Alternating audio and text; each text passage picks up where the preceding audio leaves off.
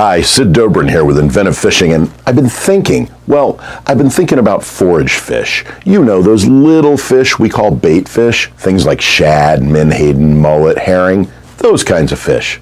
These are the fish that are critical in the oceanic food chain. And as anglers, we get how important these little critters are, not just as ideal baits for a lot of predator species ranging from stripers to tarpon to snapper to grouper to just about every other game fish.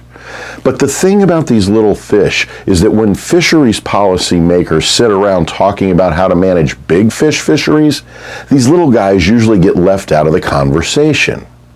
That lets companies like Omega Protein and others pretty much harvest without any significant restrictions, depleting these fisheries significantly. It also means that these fish, which are critical to oceanic ecosystems, are always at the risk of overharvest.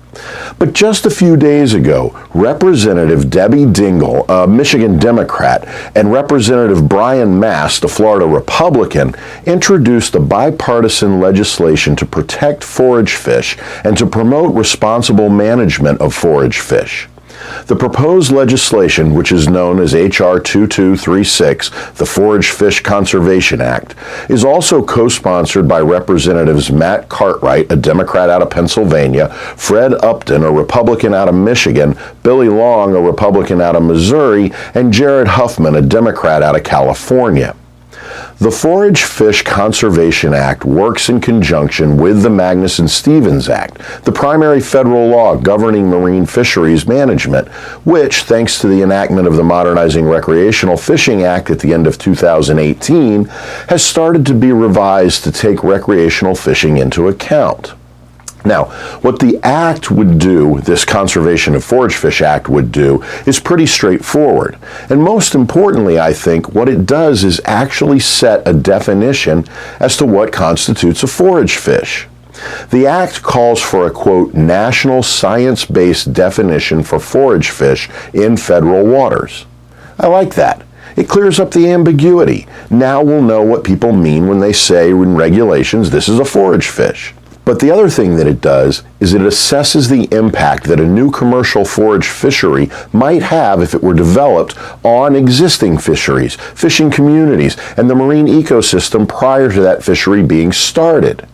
It's also going to take into account the needs predator fish have in developing existing management plans for forage fish. It also specifies that managers consider forage fish when establishing research priorities. It's also going to ensure that scientific advice sought by fishery managers be included in the recommendations for forage fish. It will conserve and manage river herring and shad in the ocean. It's also going to preserve state management of forage fish fisheries that occur within their jurisdiction. So basically, the Act acknowledges that forage fish are central to global ecosystems and that we need to have in place measures to study the impacts of any policy that affect the forage fish population.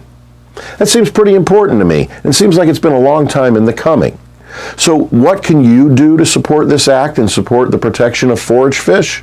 Well, that's simple. Contact your local state representative and let him or her know that you support the Forage Fish Conservation Act. Not sure how to contact your representative? Well, Keep America Fishing has you covered. Just go to their webpage at www.keepamericafishing.org and click on the link to the Action Center, and you'll find everything you need to put your support behind this bipartisan effort. Oh, and if you want to learn a bit more about the situation with menhaden specifically as a forage fish in the United States, then be sure to check out my new book, Fishing Gone, Saving the Ocean Through Sport Fishing. Until next time, fish on.